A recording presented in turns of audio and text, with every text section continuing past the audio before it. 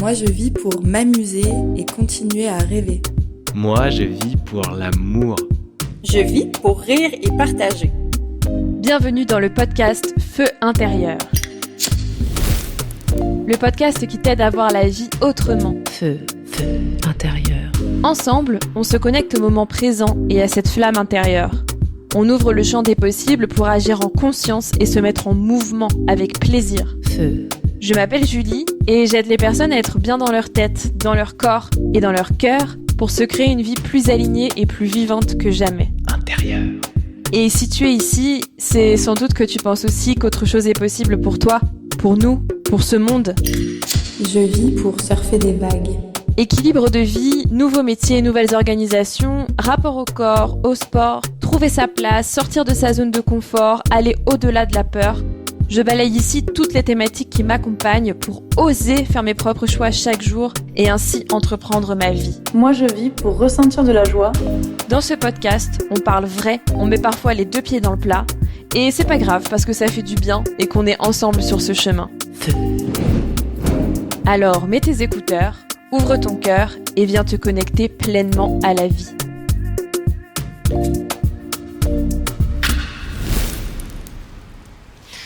Alors bienvenue à tous et à toutes dans cet épisode. Je vous parle depuis la Guadeloupe où je suis avec Juliana. Juliana, je l'ai rencontrée lors de ma première prise de parole, lors d'un événement sur le leadership au féminin, tu te souviens. Et elle animait une conférence elle aussi. Et j'ai tout de suite senti la connexion, cette énergie solaire et cette mission très incarnée que tu as auprès des femmes. Et j'ai eu la chance de participer à un de ces ateliers. Voilà, un atelier où tu parlais justement du parcours initiatique de femmes que tu amènes, je trouve. Là où c'est intéressant, c'est que tu l'amènes avec le prisme du transgénérationnel, ce qui me parle beaucoup. Et donc, bien sûr, c'est sur ces sujets qu'on va s'exprimer aujourd'hui. Super. Parce que toi comme moi, on en a des choses à partager là-dessus, c'est pas seulement ce qu'on fait, c'est en fait aussi notre chemin personnel, qui on est. Et moi, dans ces épisodes-là, flamme à flamme, j'aime bien justement parler, non pas de ce qu'on fait, mais justement de nous, de nos parcours, de voir ce qui t'a amené jusque-là, les apprentissages, etc. Je trouve que c'est toujours ça le plus inspirant. Et c'est toujours beaucoup plus de force. Il y a toujours beaucoup plus de force quand on parle de ce qu'on a vécu. Exactement. Ce qu'on a mis en place, tout ce qu'on a essayé. Et c'est ça qui c'est enrichissant. Ouais, complètement. Donc, bienvenue. Merci. Je suis super contente ça fait un moment en plus qu'on se disait on va enregistrer un épisode ensemble. C'est vrai. Voilà. Je suis contente aussi. Je suis très contente d'être là avec toi. Ouais. Pour la flamme, partager notre flamme. Ouais, carrément. Comment tu te sens ? Je me sens bien. Déjà, hâte de parler. Je parle beaucoup. Hâte d'échanger et de voir où est-ce que ça va nous amener. Ça va être trop bien. Alors, j'aime bien commencer mes épisodes en parlant justement de feu intérieur, parce que comme tu le sais, feu intérieur, c'est pour moi cette force vitale qu'on a en nous, qu'on vient faire vibrer, qui vient allumer nos désirs et faire en sorte aussi que la vie vaut d'être vécue, vraiment cette sensation-là quand on se sent vivant. Et j'ai envie de te demander, toi, pourquoi tu vis, Juliana ? Ok, pourquoi je vis ? Pourquoi tu vis ? Qu'est-ce qui allume cette flamme, cette énergie vitale qu'est-ce qui l'active ? Alors, la flamme qui est activée, c'était toujours l'autre pour moi. J'ai commencé vraiment dans cette dépendance de faire pour l'autre, plaire à l'autre. Donc, c'était ça ma flamme. Jusqu'à ce que je comprenne que cette flamme allait me consommer. Et elle m'a consommée. Je suis retombée dans un burn-out. Et là, j'ai changé la flamme. Je vis la flamme à l'intérieur de moi. Et elle jaillit à travers moi vers les autres. Donc, c'était beaucoup plus équilibré, beaucoup plus léger, beaucoup plus authentique aussi, parce que j'ai pu voir ce que j'ai cherché chez les autres quand la flamme était à l'extérieur. Et ça a changé, ça change beaucoup, hein, quand on réoriente sa flamme. Ça change tout et c'est assez surprenant au départ, inconfortable. Mais avec le temps, je me suis rendu compte que c'est beaucoup plus aligné avec que j'ai toujours été, la personne que j'ai toujours été. Waouh, j'ai trop dit. Je t'avais dit que je parle beaucoup. Non, pas du tout. Non, bah, de toute façon, c'est une excellente introduction pour ce dont on va parler après. Et du coup, depuis que tu t'es reconnectée, tu as un exemple de ce qui t'anime, toi, dans la vie? Oui, là, par exemple, les constellations familiales, ça m'anime. Ok. Ça m'anime parler du systémique, parler d'un système, Ok. rendre les gens conscients de... Maintenant, jusqu'à présent, tu étais en ego systémique. Donc, ton ego, c'était tout pour toi. Et là, maintenant, on fait une transition vers le écosystémique. Quelque chose de plus grand, plus large. Tu fais partie toi-même d'un système. Ta famille, ensuite l'État, ensuite ta culture, ta religion, peu importe. On fait partie du système. Et ça m'anime aujourd'hui. De plus en plus conscientiser les gens sur ça. Plus que faire des constellations pour que les gens puissent se débarrasser de quelque chose dans sa lignée. Ouais. Moi, je ne crois pas du tout à ça. Moi, Ok. je crois vraiment à quelque chose de... Je me réconcilier. Je vais honorer l'histoire de ces gens qui étaient là avant. Et je vais voir de plus en plus quel est mon héritage pour les nouvelles générations. Ouais, c'est ça qui m'anime. Ça se voit, ça se ressent. Un sujet très fort qui nous relie, déjà le premier, c'est que nous sommes nés toutes les deux au féminin. C'est ça. Et j'aime bien dire que on ne naît pas femme, on le devient. Et toi comme moi, on traverse ce chemin, comme toutes les femmes aussi de ce monde, et toutes les transformations qui vont avec. Et c'est de ça que j'avais envie de parler avec toi aujourd'hui, sous le prisme effectivement du transgénérationnel. Et pour ça, j'avais envie de te demander déjà, toi, t'étais quel enfant? Ouais, moi j'étais un enfant très timide. J'étais très timide, très solitaire. J'ai toujours aimé la solitude. Moi j'ai adoré la solitude. Mais la vie, l'environnement, la famille a fait que les histoires, a fait que j'ai dû passer de l'autre côté, devenir très extravertie, parler à tout le monde, être la clown. Donc j'avais des moments où j'ai porté le masque tout le temps je suis contente tout le temps. Et quand je rentrais à la maison, je me trouvais vraiment, c'est là que je veux être. Mais je ne m'autorisais pas parce que je pensais que ce n'était pas ça qu'il fallait pour les gens. Donc, ouais. Et j'aime bien quand tu dis devenir femme parce que, en fait, on apprend à utiliser cette superbe machine biologique qui c'est le féminin et qui c'est d'être une femme. Et c'est de ça que je parle à travers les cycles du féminin, les cycles de l'âme féminine, qui c'est les saisons. Donc le printemps, l'été, l'automne, l'hiver. Et donc vraiment, quand on passe par ces cycles, on devient de plus en plus, on va appréhender un aspect du féminin. J'apprends avec le printemps, j'apprends avec l'été. Et ça, c'est la nature à l'intérieur de nous. Donc, ouais, j'aime bien quand tu dis deviens femme. C'est vrai. Et du coup, par rapport à ce que tu disais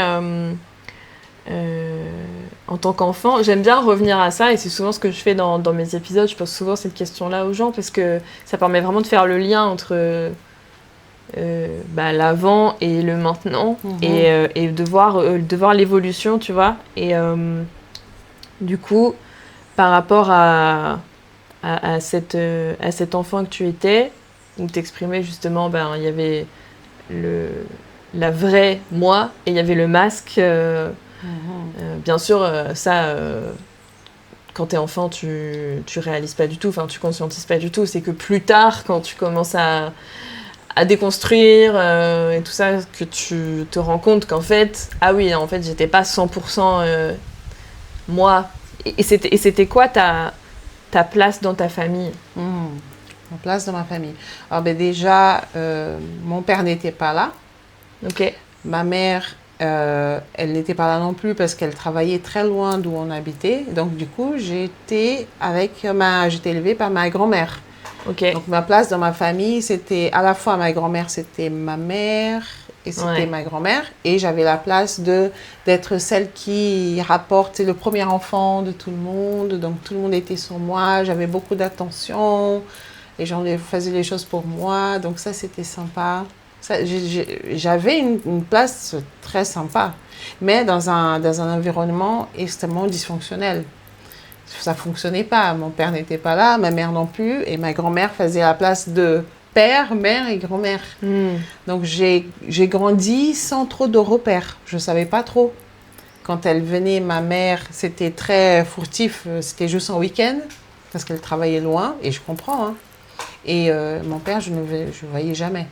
Donc du coup, ça me restait ma grand-mère et mes amis. Et c'est de là qu'est venue cette envie d'aller plaire à l'extérieur pour voir cette nourriture émotionnelle que ma grand-mère, c'est normal, ne va pas arriver à nourrir toute l'envie de nourriture émotionnelle qu'un enfant il a. Il a besoin de son père et de sa mère, au moins de savoir qu'ils sont là quelque part. Et je n'ai pas eu ça. Donc du coup, je me suis tournée vers l'extérieur, justement pour que l'extérieur puisse me nourrir. Intéressant. Ouais. Intéressant. Ok.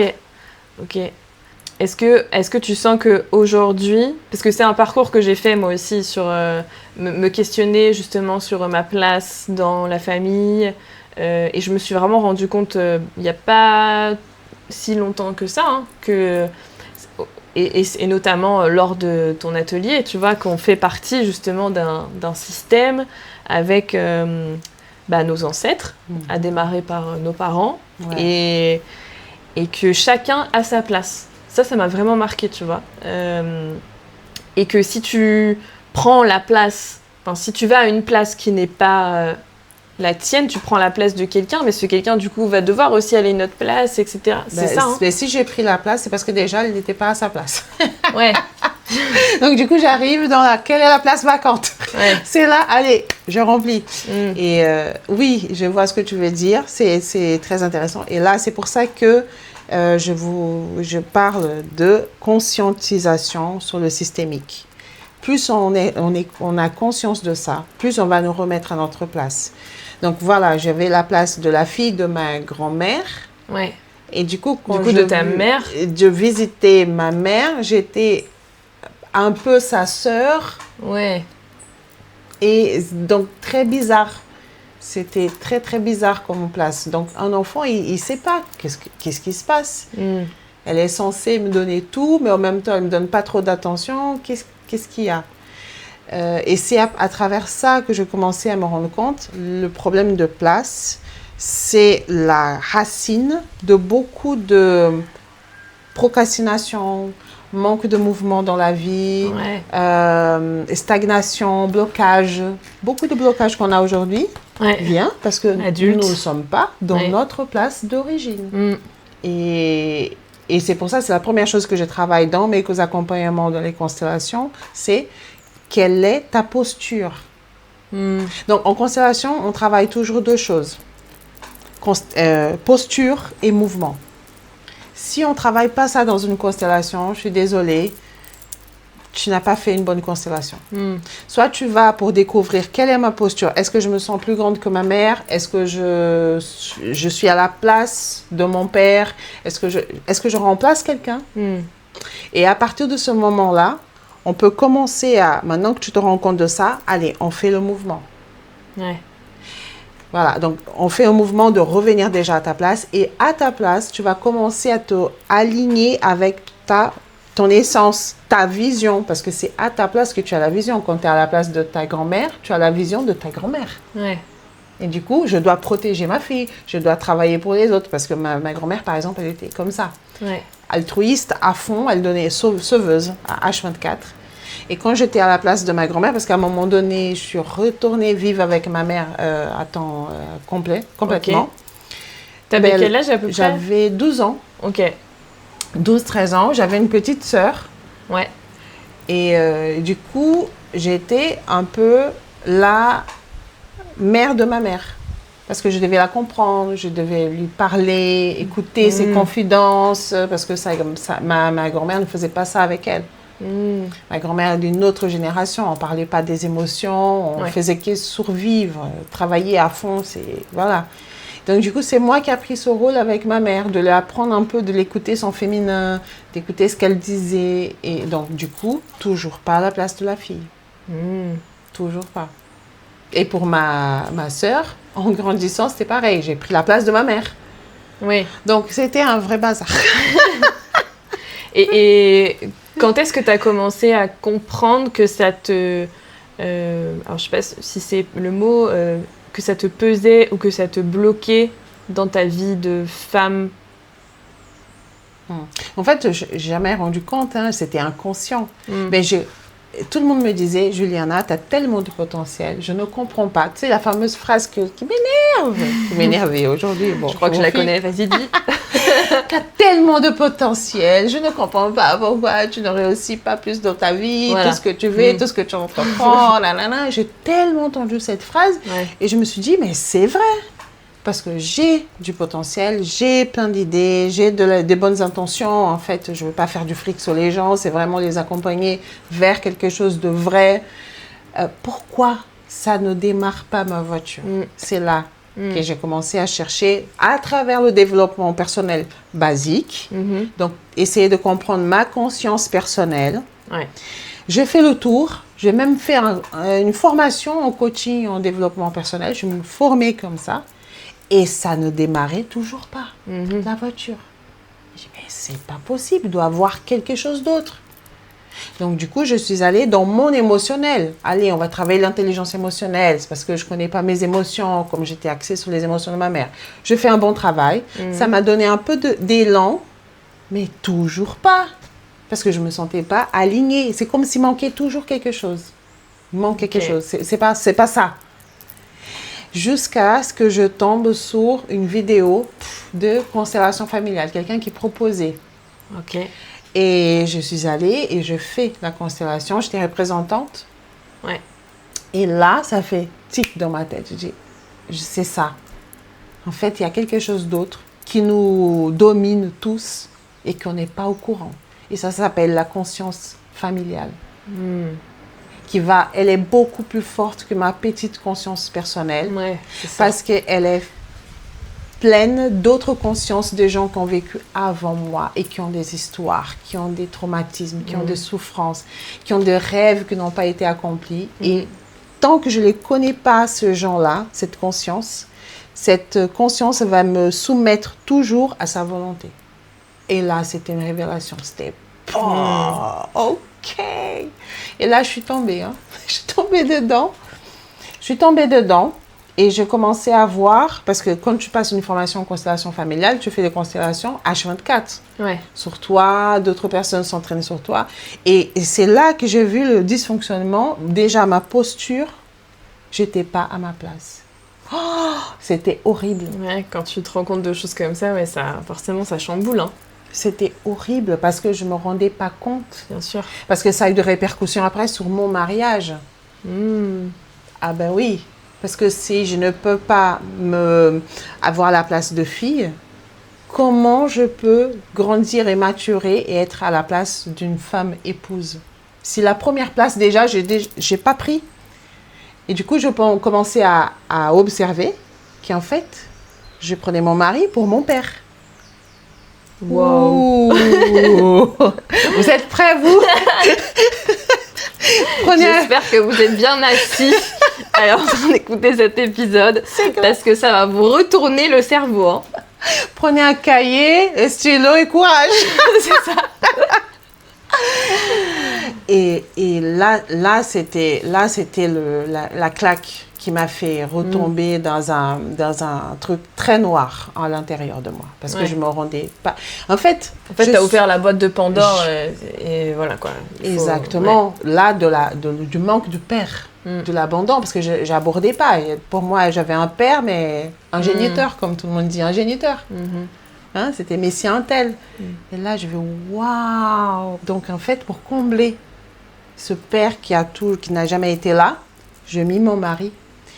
Et là, je commençais à faire le feedback dans ma tête. En fait, oui, je vois mais j'ai ignoré la voix dans ma tête qui me disait qu'il y avait quelque chose qui ne marchait pas. Ok, mais donc tu le sentais. Je sentais. Il y avait quelque chose une intuition, une voix, comme tu dis. Ouais, mais je ne savais pas quoi. C'était juste tellement énorme que je ne savais pas.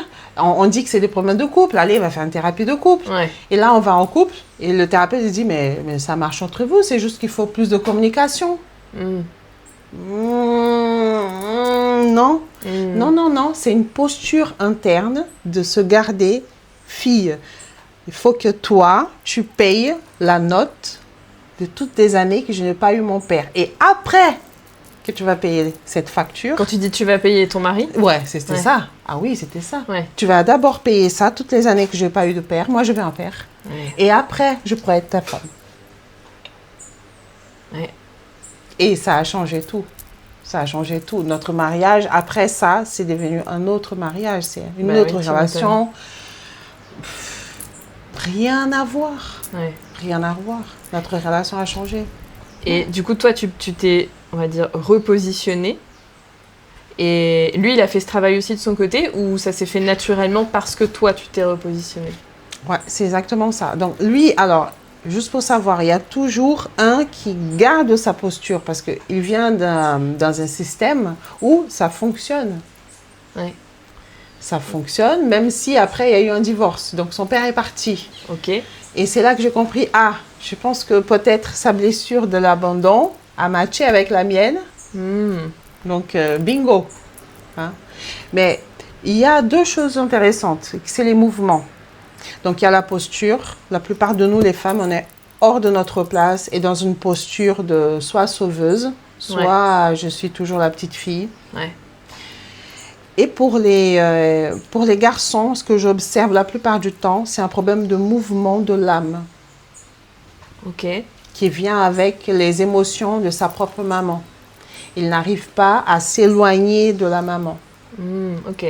Okay? Donc, il était toujours accroché un peu à sa mère, donc à remplir le rôle du père.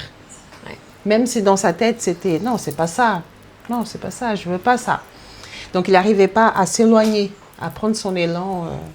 Donc, du coup, du moment où je pris ma place et que j'ai commencé à faire mes propres mouvements, il a pris sa place à l'intérieur et il s'est envolé.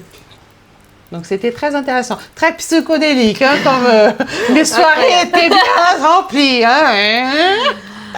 Ça devait être effectivement une sacrée traversée, parce que c'est Ouais. ça.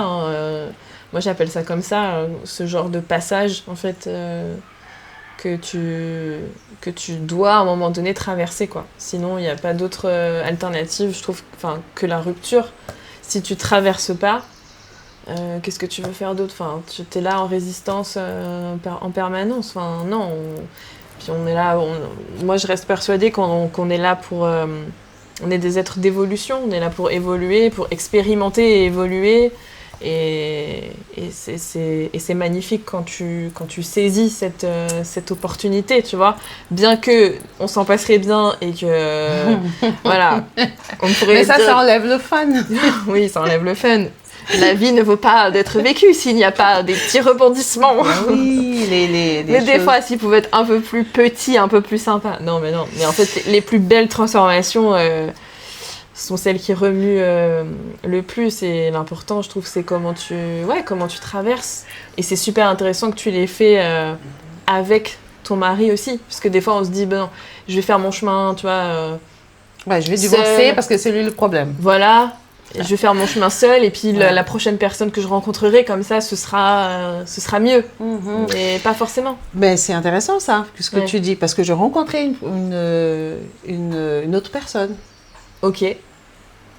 Parce que la personne que je me suis mariée, c'était pas la même que je trouvais à la fin de la traversée. Et ouais, exactement. J'ai pu le voir, lui. Et lui, pareil, il a rencontré exactement. Juliana. C'était un mariage au deuxième temps. Ouais. Parce que les deux personnes qui se sont mariées, c'est plus du tout les mêmes deux personnes qui se sont retrouvées 10 ans après. C'est magnifique. Ouais. C'était vraiment... Ouais, c'est bizarre. Parce que tu regardes la personne. Je vois. Comment ça se fait? Mais c'était toujours toi? T'étais toujours là, comme tu es? Oui. Mais c'est notre perception interne. Quand on assume notre place, même notre perception du monde, elle change. Elle change complètement. Donc là, même le rôle de femme, comme j'étais pas à ma place, tant qu'à faire, allez, on prend aussi le rôle du masculin.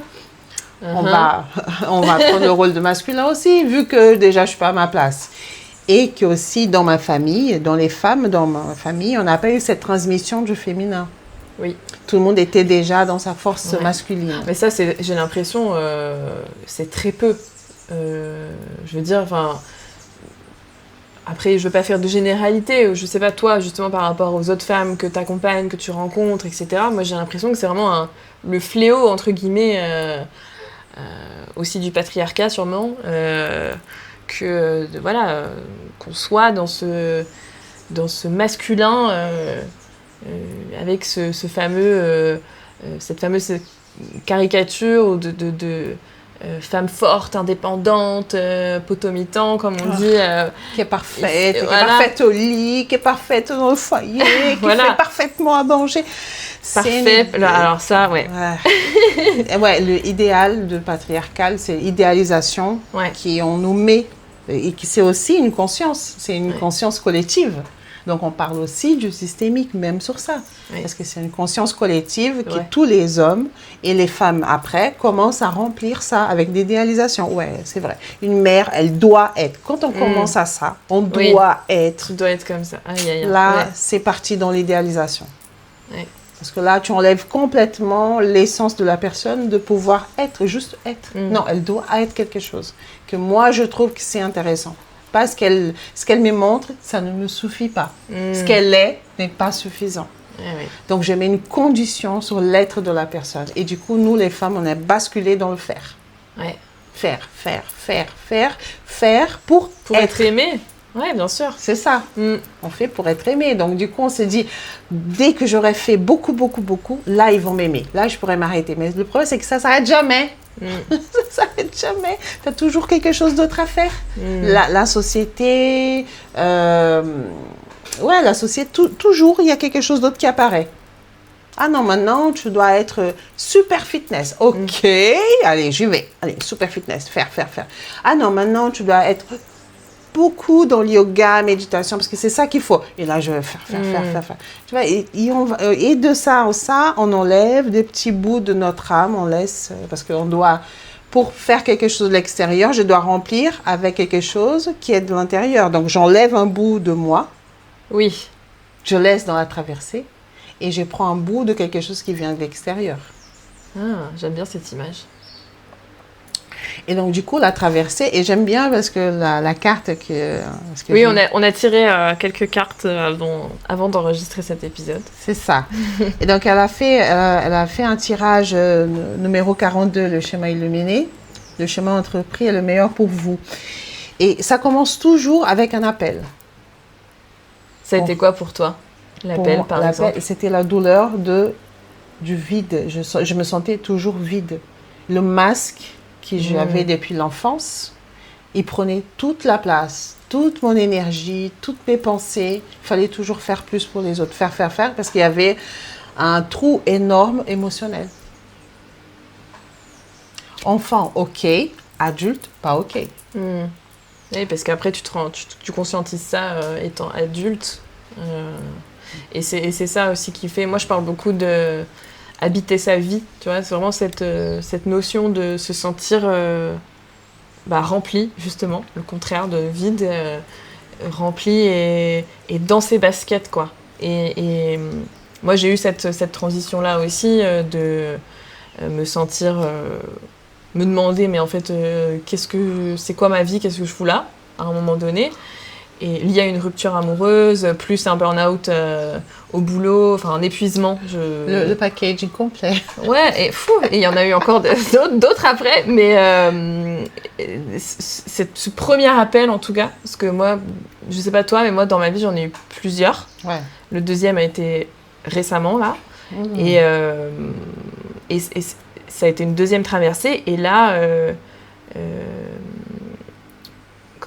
t'as vraiment cette sensation, effectivement, de pas...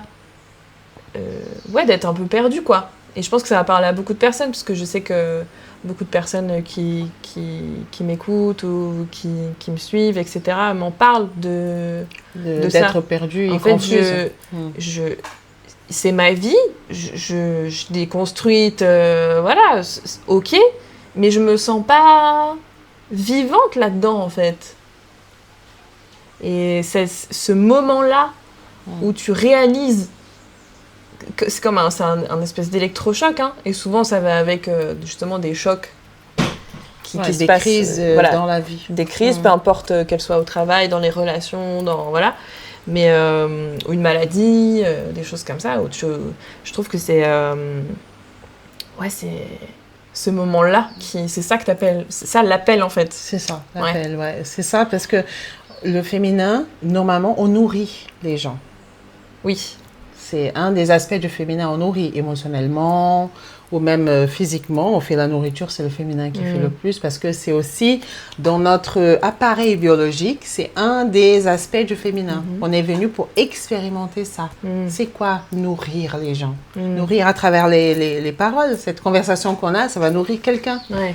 Tu vois, nous sommes êtres nous sommes des nourricières. Nourricières, c'est ça, exactement. Et à un moment donné, tout ce qui vient de l'extérieur, donc ça déjà, ça va contre notre nature. Si on est tout le temps en train d'aller vers l'extérieur pour être nourri. Ouais.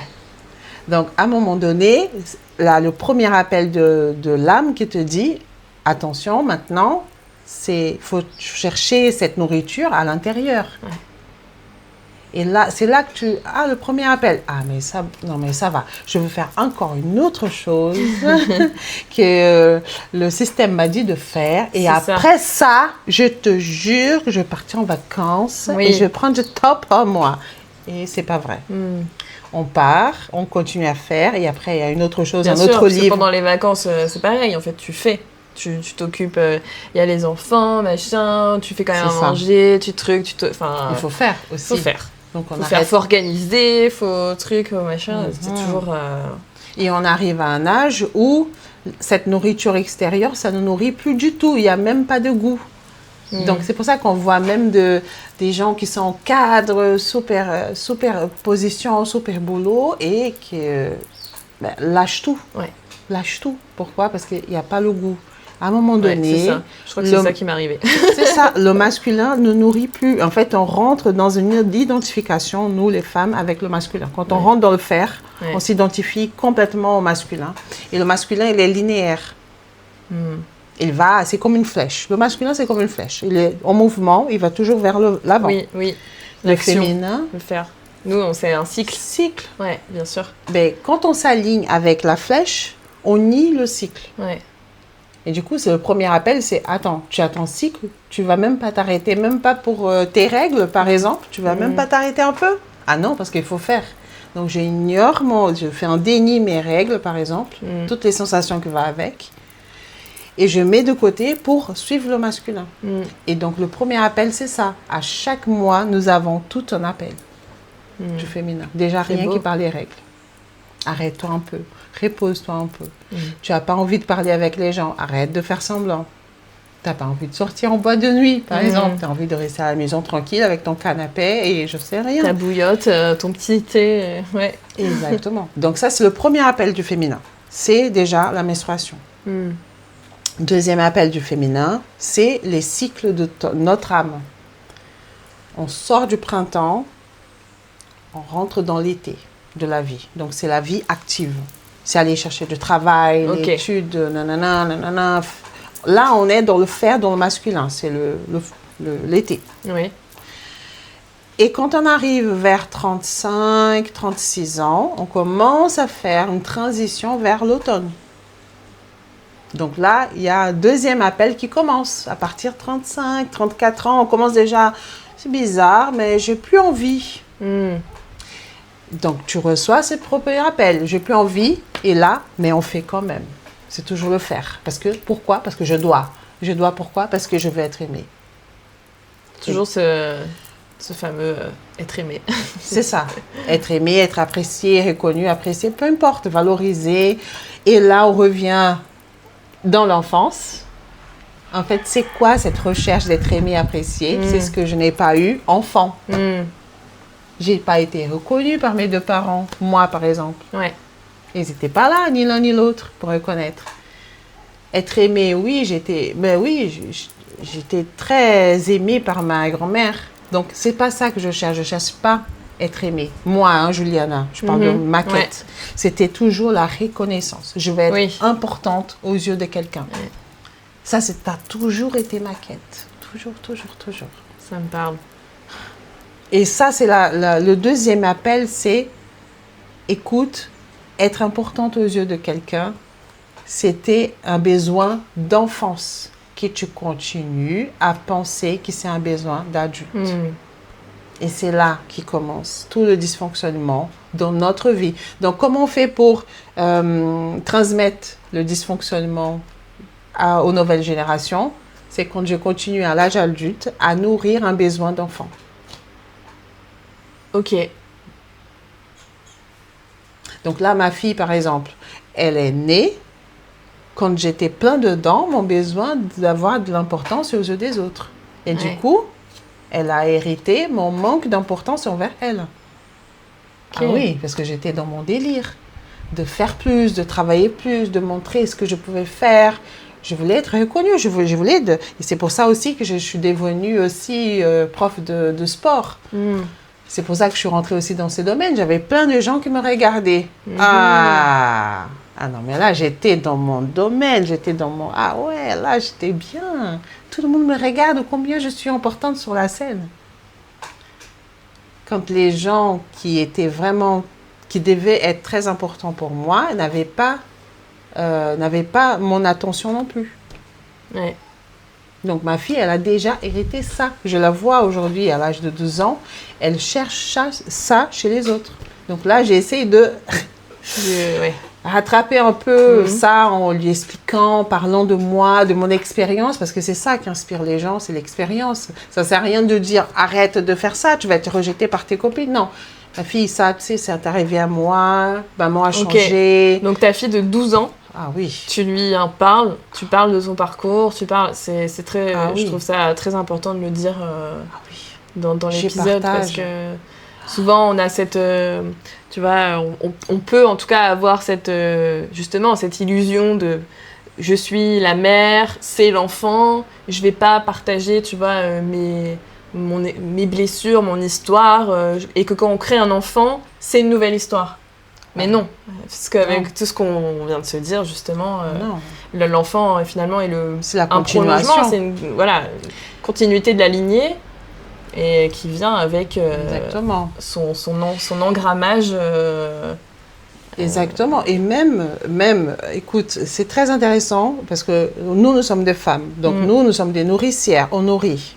Quand l'enfant est petit, on nourrit avec notre sein, le lait. Après, ensuite, avec la nourriture qu'on fait. Plus il va grandir, l'enfant, la nourriture, elle va être plus subtile aussi. Elle va vouloir connaître qui je suis. Nourris-moi de qui tu es. Parce que j'ai besoin de faire la part des choses de qui je suis et qui tu es. Donc, elle a besoin de me connaître. Donc, je dois la nourrir avec mes histoires. L'enfant, à partir de 12 ans, elle veut une autre nourriture. Faire à manger, ça ne suffit plus. Être la maman qui va essayer de tout soit bien pour la survie, ça ne suffit plus. L'enfant, tu veux dire qu'il y a un certain âge où il y a cette soif de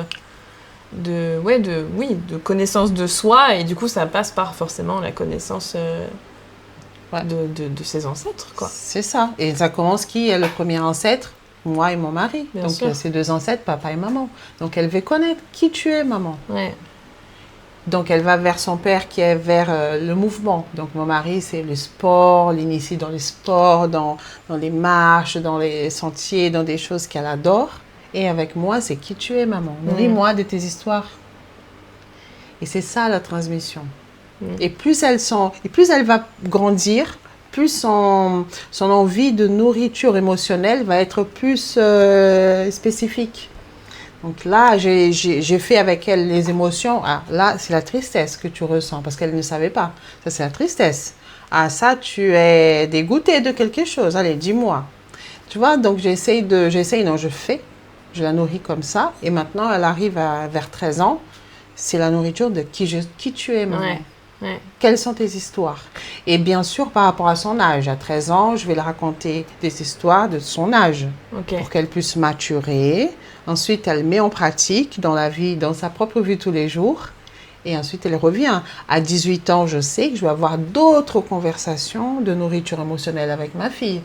Mes expériences de relations sexuelles avec les garçons. Mais aujourd'hui, je ne veux pas raconter ça. Ce n'est pas déballer tout d'un coup. On sent aussi, les mamans, on ressent ce dont elle a besoin. Donc là, aujourd'hui, par exemple, elle a ses copines. Elle a déjà ce machin d'importance. Ah, merci maman. Elle va être importante aux yeux de ses copines, je vois ça. Donc du coup, je la nourris par rapport à ses émotions. Regarde, là, tu as ressenti ça. Elle a ressenti ça. Ça, c'est peut-être, c'est pas ta faute. C'est elle aussi qui avait ça. Donc voilà, c'est une éducation émotionnelle. Ah, c'est intéressant. Super intéressant. Et depuis tout à l'heure, je pense à cet animé que j'ai vu il y a pas longtemps, que je pense tu connais, qui s'appelle Alerte Rouge. Ah oui. Que j'invite vraiment tout le monde à aller voir. Il est sur Disney+. Vous pouvez même le regarder avec vos enfants, justement. Il faut regarder. Et bon, forcément, moi, ce que j'aime bien, justement, c'est qu'il y a plusieurs lectures. Selon l'âge que tu as, quand tu regardes ce dessin animé, ben, tu n'interprètes pas de la même manière, ou tu vois pas les mêmes messages. Et moi, ce que j'ai trouvé hyper intéressant dans cette histoire de cette petite fille qui, à l'adolescence, voilà, en fait, se rend compte... Il y a un espèce de... En fait, elle se rend compte qu'elle a hérité d'une malédiction, enfin, ce qu'ils appellent en tout cas une malédiction, que possèdent toutes les femmes de la famille, et qu'elles ont toutes rejetées, d'ailleurs. C'est ça. Et elle va en faire... elle va finalement l'accepter et prendre un autre chemin que...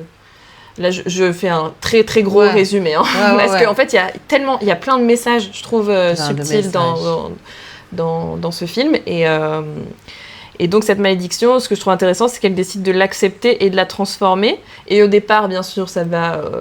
contre tout ce que sa mère et ses tantes et sa grand-mère, etc., avaient prévu pour elle. Et parce que il fallait qu'elle suive le fameux chemin de la fille parfaite. Je trouve qu'on voit très bien aussi dans le début du film. Je mettrai les références dans la description. Et justement, ce mythe-là de la fille parfaite, j'ai l'impression qu'on passe toutes par là, quoi. Moi, j'ai pas eu trop la fille parfaite. Ouais. Moi, j'ai eu la fille qui plaît à tout le monde. Faut plaire à tout le monde. Ok, la fille qui plaît, ok. Faut plaire à tout le monde, faut faire rigoler, faut que les gens se sentent à l'aise, bien. J'ai pas eu la fille parfaite. Mais du coup, tu dois quand même porter un masque qui semble parfait, entre guillemets, pour... tu vois ce que je veux dire? Alors, tu sais, des clientes que je reçois, je vois qu'il y a toujours deux... on va vers deux choses différentes. Soit on va vers la fille parfaite, qui c'est celle qui se trouve, c'est jamais suffisant. Ce que je suis, c'est pas suffisant. Et je vois qu'il y a une autre type, c'est comme le mien, c'est faut plaire à tout le monde. Oui, c'est je dois faire plus. Oui. Donc soit ce que je suis, c'est pas suffisant. Et donc du coup, je dois être parfaite pour que les gens puissent m'aimer, parce que bon, c'est pas suffisant que je suis. Donc ou c'est trop aussi des fois, non?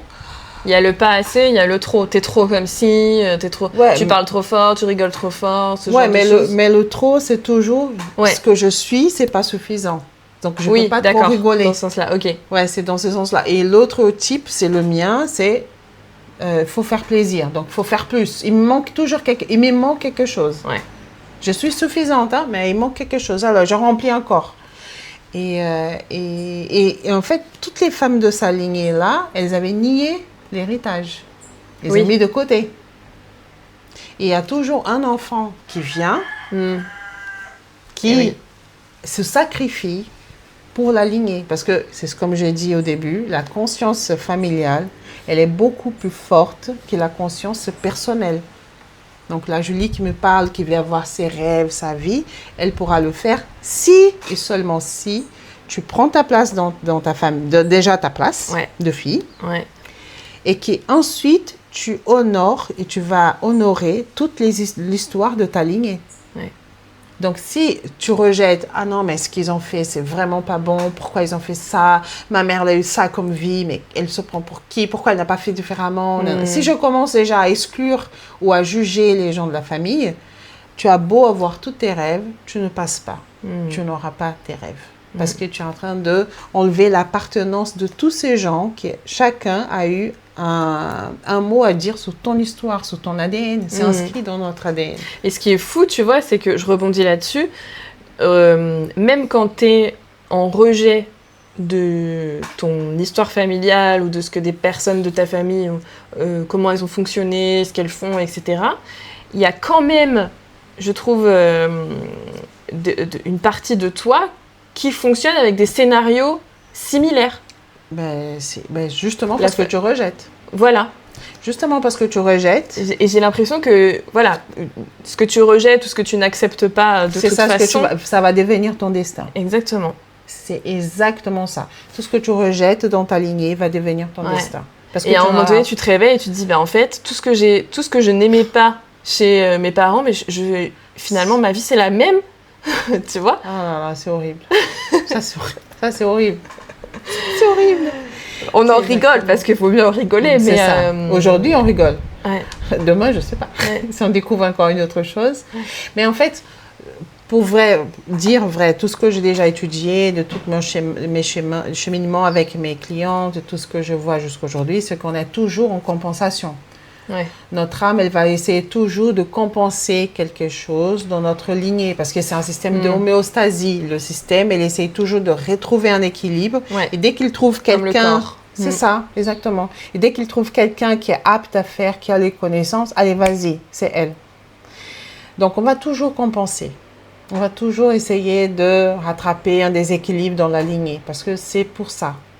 Et c'est aussi... le contexte, je pense que tu as déjà entendu cette phrase que je t'ai déjà dit, la vie, elle a un prix. Alors celle-là. La vie, elle a un prix à payer. Tout a un prix. Ta vie, plusieurs personnes ont rêvé avant toi de la vie que tu as aujourd'hui. La fameuse phrase, la fameuse citation. Tu es le rêve de tes ancêtres. De tes ancêtres. Et cette vie qui a un prix, notre âme, elle va toujours regarder le système et se dire, allez, comment je peux vous payer ça? Parce que c'est un cadeau que vous m'avez fait.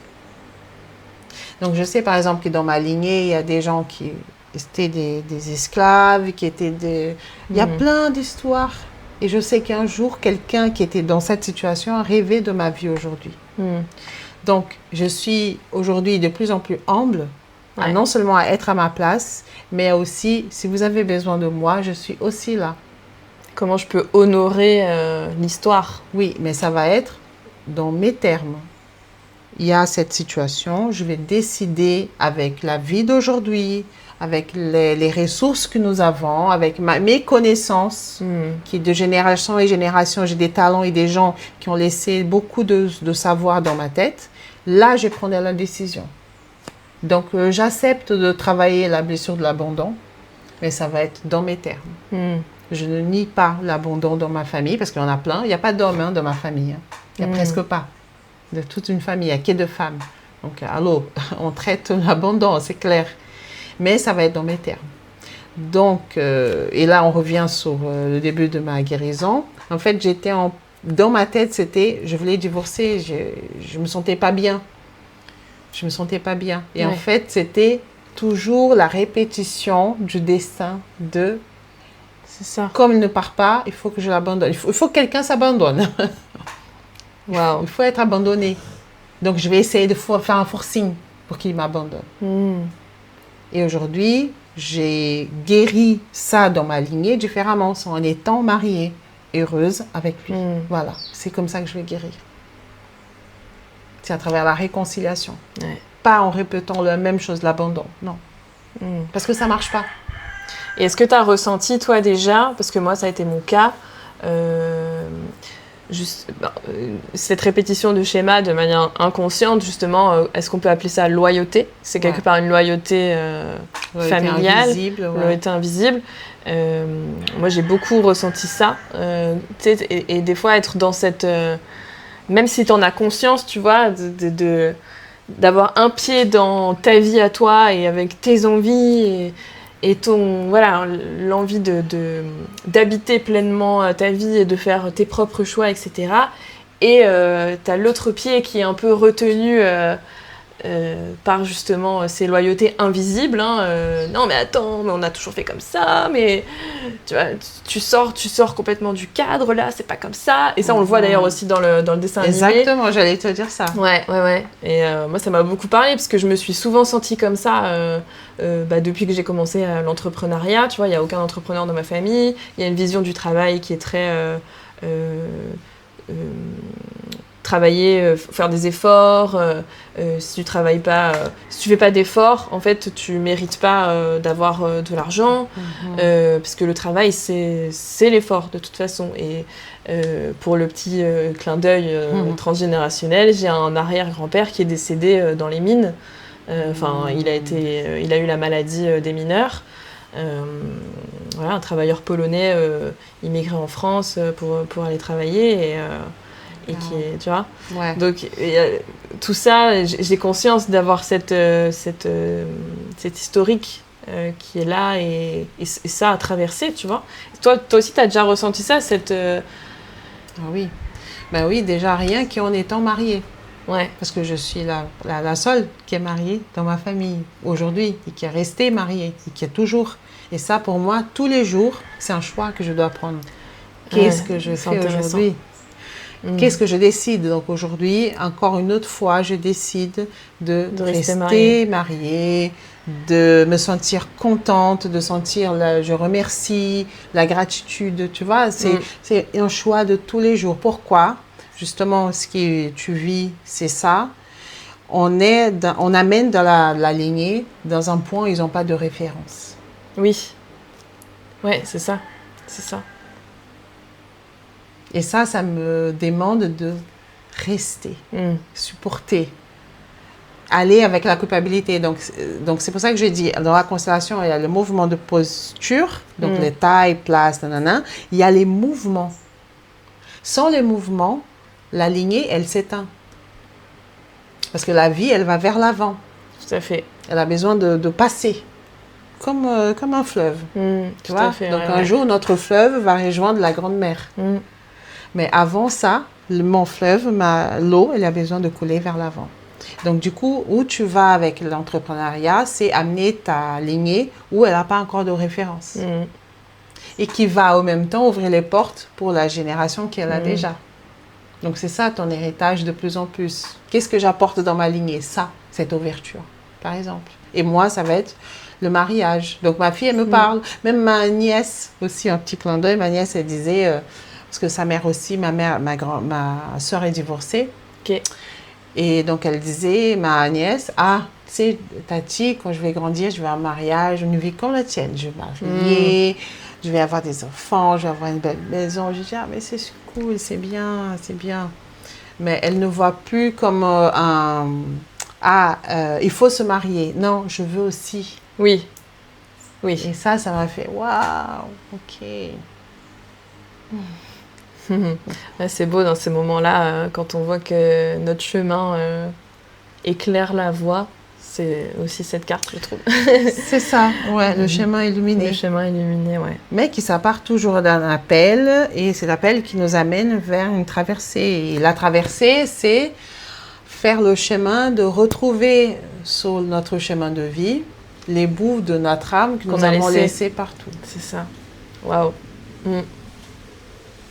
Et quand tu regardes comme ça, là on a parcouru différentes étapes de nos vies de femmes, et tu aurais envie de lui dire quoi à la petite Juliana?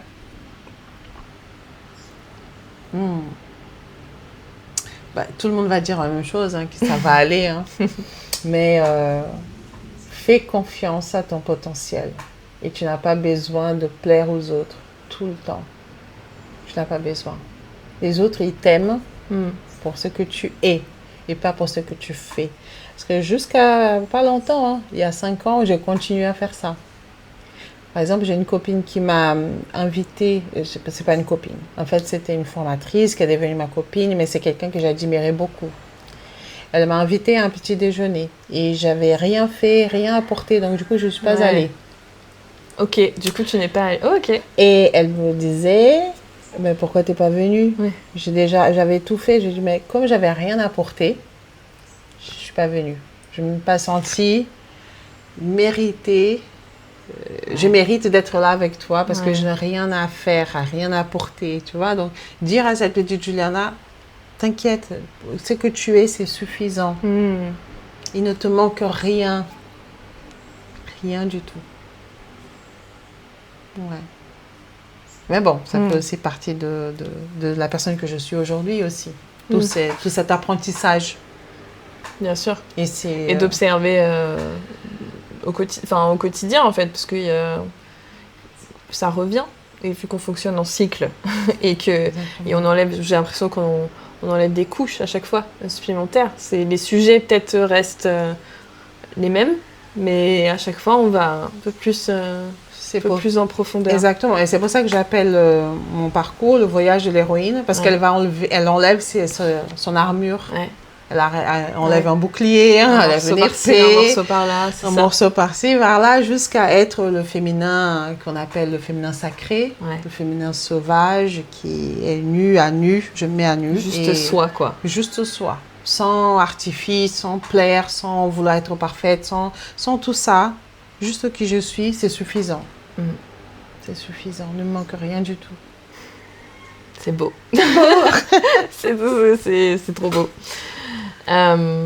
Merci déjà pour tous ces échanges. Il y a un livre que j'ai quand même envie de recommander, et d'ailleurs je pense que c'est toi qui me l'avais recommandé, que j'ai lu et qui représente vraiment pour moi le chemin initiatique d'une femme, c'est Femme qui court avec les loups. Ouais. Pareil, je mettrai la référence dans la description si vous sentez que vous avez envie de lire à ce sujet. C'est des contes. Moi, ça a vraiment fait partie de mon chemin là ces dernières années, tu vois. Cette dernière année d'ailleurs. Ouais. Et je le trouve très très très parlant. Et c'est un livre qui date d'il y a très très longtemps. C'est ça. Et qui est toujours d'actualité. Et qui est toujours d'actualité, parce que le chemin de femme est ce qu'il est depuis la nuit des temps. Et je pense qu'aussi on a oublié pas mal de choses, des rituels qui existaient, qu'on commence aujourd'hui, tu vois, à voir un peu plus, je trouve, et qui sont juste super importants, parce que comme on disait dans l'intro, on devient femme, en fait, ça s'apprend. Et c'est important d'avoir des espaces où on peut être dans notre essence. Exactement, se nourrir du féminin. Le féminin nourrit le féminin. C'est pour ça que les femmes adorent se retrouver dans la cuisine pour parler. Voilà. Et les mecs vers On le fait l'extérieur comme en ça. train de faire vrai. quelque chose. Et c'est OK. C'est OK. Des fois, on se mélange, des fois, on ne se mélange pas parce que le féminin nourrit le féminin. Ouais. On se nourrit des histoires, des émotions. On ne peut pas parler avec un mec de tout ce qu'on ressent à l'intérieur. Ça les ennuie. Pourquoi? Parce que le masculin, c'est une flèche. Il va vers l'avant, c'est le mouvement. Ouais. Donc, ils ont besoin de faire quelque chose pour nous. Faire. Oui, et nous, on c'est a ça. besoin de discuter. Donc, c'est pour ça que Ouais. parler De avec... ressentir. De ressentir, de parler, mais tu as compris, mes cheveux, ah ouais, tes cheveux. C'est des choses ça nous plaît à nous. Et c'est pour ça que le féminin nourrit le féminin. On se retrouve dans les cuisines. Et ça, ce livre, c'était ça. C'est me retrouver dans la cuisine de ma maison et entendre des histoires. Des histoires qui parlent de tous les aspects de l'archétype d'une femme, et de tous les pièges dans lesquels on tombe aussi. Moi, j'ai trouvé ça fascinant à ce niveau-là. Oui, il faut être prêt il faut prendre ce livre, je pense, à des petites doses, lire, ensuite arrêter un peu, digérer. C'est ça, C'est important de digérer. Ouais. Ensuite, tu reviens Il est très intéressant. Et d'ailleurs, il y a un film sur Disney+ qui reprend un peu le... Ah bon? Ça s'appelle Night Beach. Je vais Ok. vous donner après. Ok, je mettrai Qui la s- référence aussi dans la description. C'est une femme qui se marie, qui a un enfant et qui fait le choix de arrêter un peu sa carrière, arrêter tout pour rentrer et accepter sa nouvelle étape. Elle a voulu faire son enfant, mais toujours un peu identifiée au masculin. Tu vois, donc c'est cet été qui nous appelle toujours de faire. Ouais. Donc du coup, c'est devenu difficile pour elle. Donc elle a reçu l'appel de transitionner vers son automne et vers son féminin. Et ce film, il est excellent. Elle devient même un loup Ah, d'accord. dans le film. Ah, Comme comme dans le livre Femme qui court voilà. avec les Et donc elle loups. commence à se reconnecter avec son essence, avec son corps, avec l'odeur, avec la vie, avec la nature. Et c'est génial. Vous allez adorer. Et elle découvre que plein d'autres femmes sont aussi dans le même chemin, mais qui ne parlent pas. Super. Bah, moi, j'ai envie de le voir, en tout cas. Ouais, tu vas adorer. Et ben, on arrive à la fin Déjà de cette interview. Mais j'ai trop envie d'enregistrer. J'ai plein de sujets là. J'ai envie d'enregistrer d'autres épisodes avec toi. On a plein de sujets à déblayer ensemble. Il y a une question que j'adore poser. Parce que on fonctionne en... Il y a souvent une même pièce, deux facettes. Et je trouve que parfois, pour nous rappeler à la vie, on a besoin aussi de parler de la mort, de réfléchir, tu vois, à ça. Et d'ailleurs, dans le livre Femme qui court avec les loups, elle parle bien de ce vie, mort, vie, qu'on a besoin de laisser mourir pour se laisser aussi renaître. Et que, en fait, la vie, ce n'est que ça. Laisser mourir, naître, laisser mourir, naître. Et du coup, j'aime bien demander, quand tu quitteras ce monde, qu'est-ce que tu aimerais qu'on retienne de toi? C'est beau ça. Alors là, Juliane, c'était celle qui nous a accompagnés ou nous a éclairé un peu le chemin sur la conscience systémique. J'aime bien ça, la conscience systémique. Apporter ma pierre à tous ces changements qui vont venir dans le monde. Qu'on est déjà plein dedans, on voit déjà l'extérieur. Tout est lié, le réseau, les intelligences artificielles qui nous montrent que tout est très relié et qui va très vite. Et qu'en fait, ça nous montre aussi ce qui se passe à l'intérieur de nous, mais qu'on ne se rend pas compte de ce réseau, de ce système, de cette intelligence qui va vite à l'intérieur de nous, mais qu'on n'accède pas encore entièrement. Et ouais, Juliane qui parlait du féminin, qui a élevé Naomi, qui a eu des petits-enfants, qui a voyagé dans le monde, qui a fini dans un camping-car. J'adore camping-car, me promener partout au Brésil, en train d'enregistrer des podcasts, faire des immersions, rencontrer des gens. Avec mon mari toujours.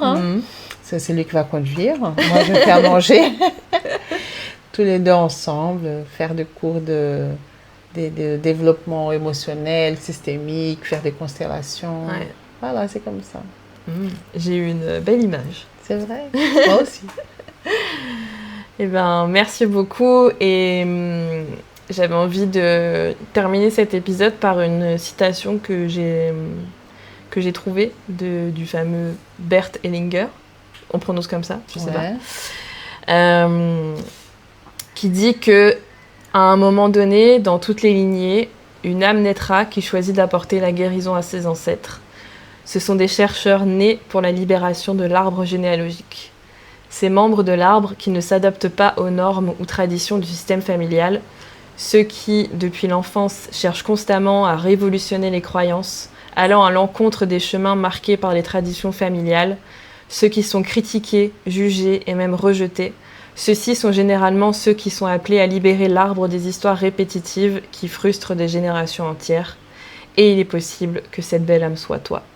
Et on appelle les moutons noirs. Exactement. Génial, j'adore. Merci. Merci Juliana. Wow. Merci. Merci à toi. Merci pour ta gentillesse, pour ton accueil, pour ton cœur grand ouvert. Tu nourris aussi beaucoup. Tu nous nourris beaucoup aussi. Merci, merci beaucoup. Merci à toi d'avoir écouté cet épisode de Feu intérieur.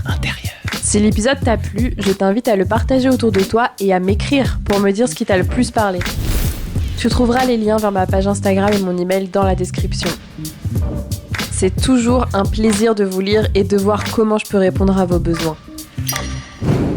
Et pour diffuser cette énergie de vie et semer à ton tour des graines vers ce nouveau monde, n'hésite pas à laisser 5 étoiles sur l'appli. Ça rend ce podcast visible et il l'est uniquement grâce à chacun de vous. Feu intérieur. Alors, à la prochaine et n'oublie pas que, au pire, ça marche.